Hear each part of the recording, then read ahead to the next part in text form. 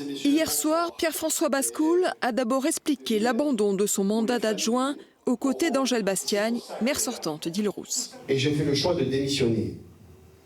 Ce n'est ni par facilité, ni par calcul politique. Pour moi, l'engagement en politique, c'est un engagement où on doit toujours, je dis bien toujours, servir l'intérêt général. Et quand ce n'est plus possible, on doit avoir le courage de partir. Le leader de la liste, Père Ali Zoula, reproche à la municipalité sortante une mauvaise gestion de la ville.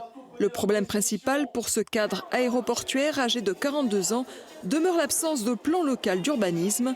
Ce dernier est toujours en cours d'élaboration.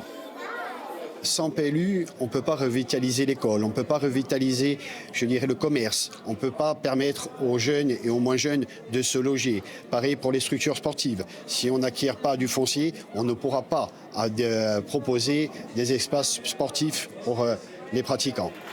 Bien qu'indépendantiste et militant de Corinne Front, Pierre-François Bascoul a réuni plusieurs tendances politiques sur sa liste, nationaliste, gauche, droite.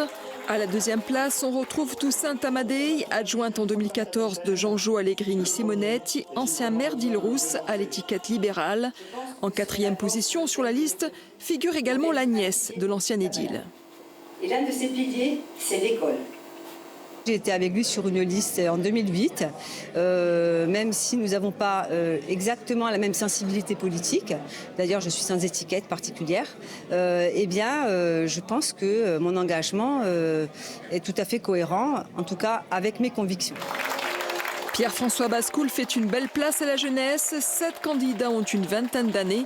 Le Benjamin Lisandre Colombagne y a seulement 20 ans.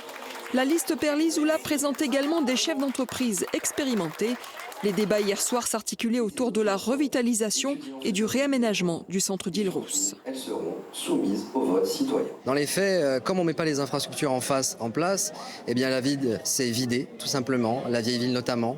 Elle est devenue complètement inhabitée. Je pense qu'il y a une extrême majorité de résidences secondaires à l'intérieur et de logements vides en plein cœur de l'hiver. Donc la vie est partie finalement, petit à petit. Hier soir, la présence de Joseph Mattei, maire de Monticello, a été remarquée.